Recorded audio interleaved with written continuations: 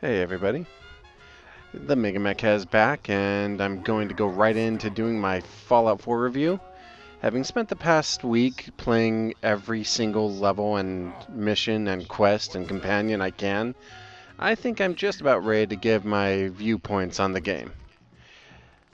Now, that being said, I realize it's been a while, and I'm going to go ahead and explain a little bit near the end as to what happened, but for now, let's just get right into the review, shall we?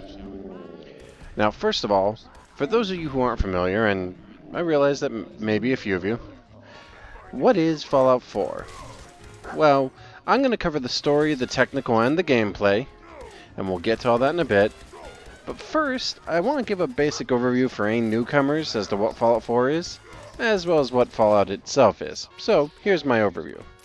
The Fallout series is a series of open-world, post-apocalyptic games in which you play, whatever kind of character you want, roaming the nuclear wasteland after the end of the United States and probably the world, in an effort to accomplish one of various goals. Depends on what game you were playing.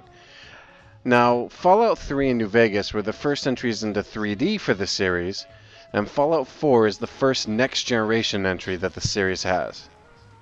Now, to that effect, we have a game that is using the next-gen hardware and new engine to try and push the limits of what the system can do and what the Fallout series can do.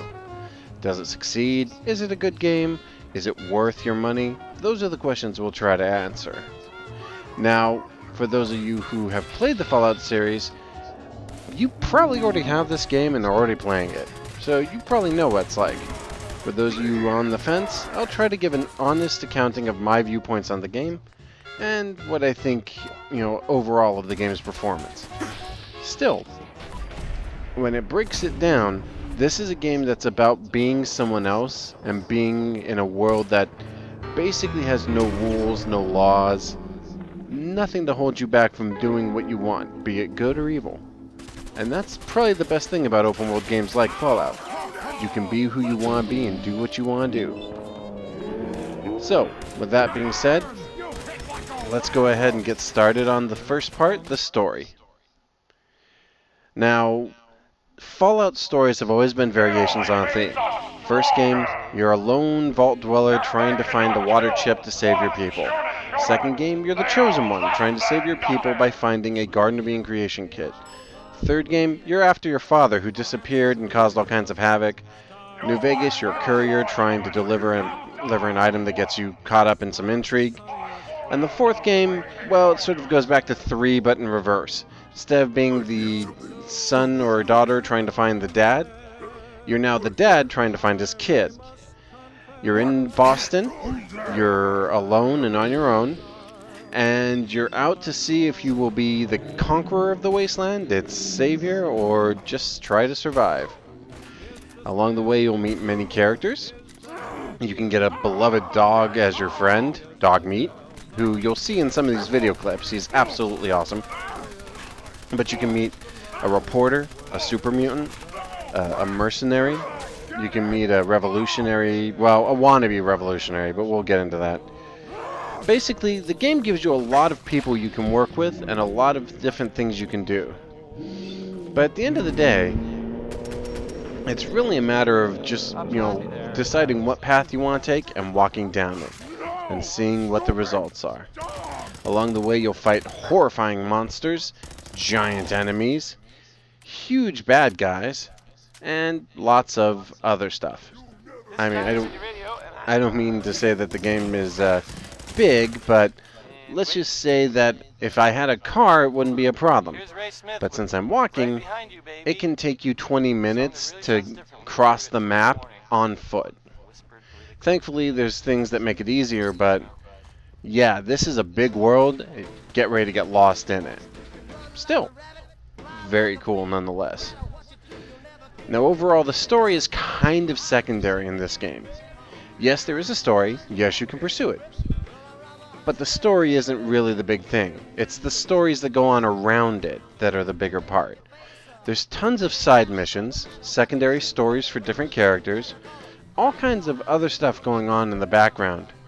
So what really matters here is whether or not you're gonna find a character or a story that interests you and pursue it down to its end. You can walk any path you like, find anything you want. The world is your oyster. Go ahead and crack her open.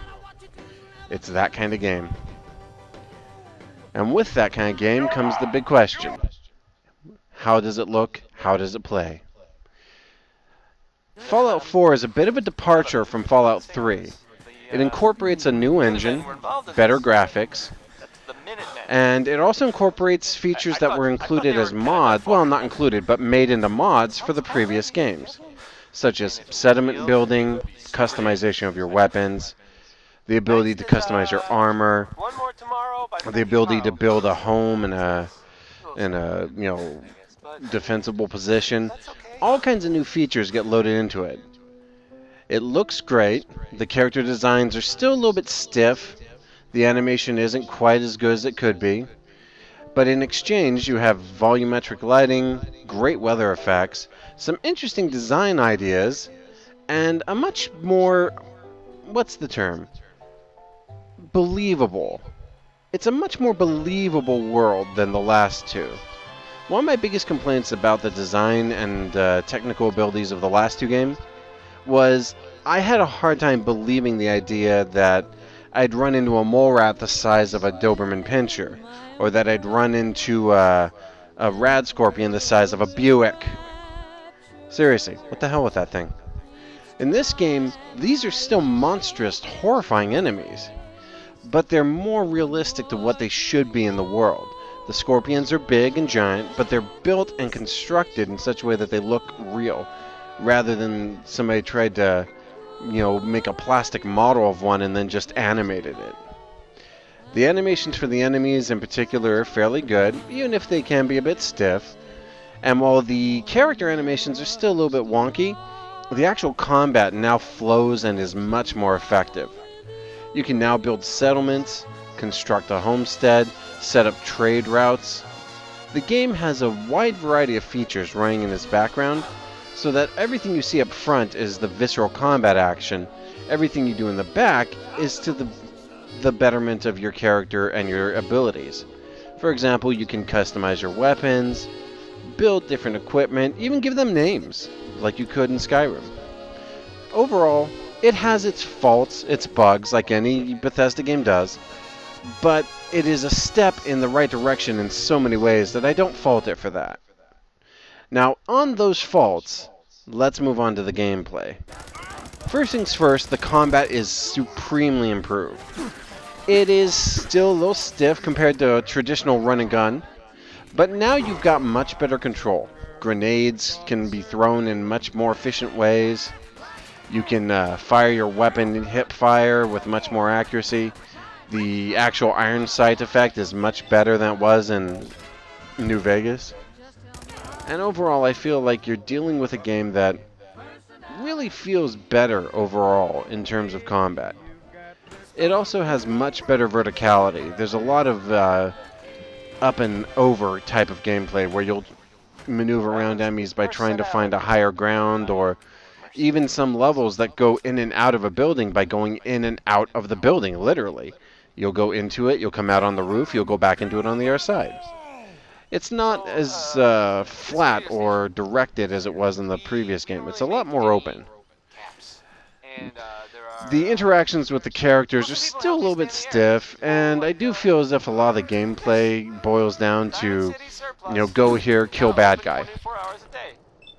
And that being said, with the revamped combat and the much more intense situations you'll find yourself in, it is a much more difficult game than its predecessors, and it feels as if it's more balanced. VATS is still there and has much more functionality, though at times I feel that the new functionality isn't quite as reliable as it used to be.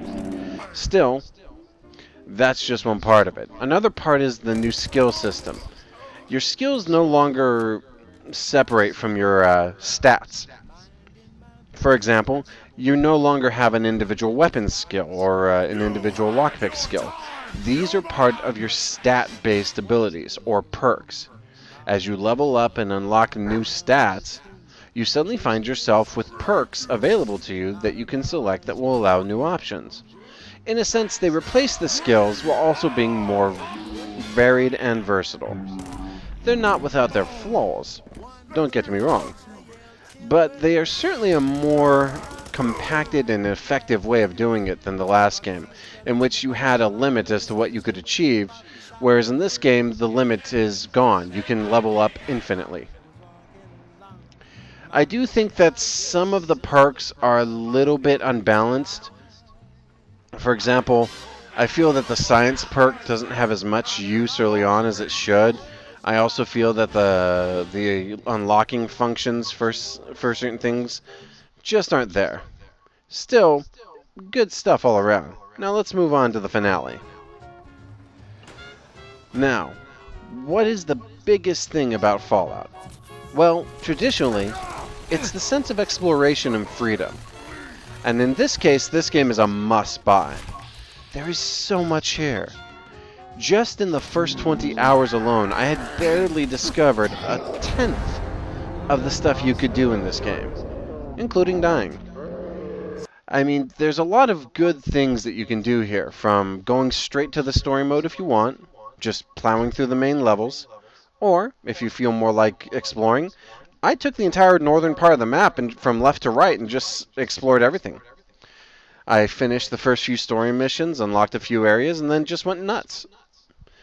Is it perfect? Is it good? No. One of the biggest problems is its loading screen, which you see here.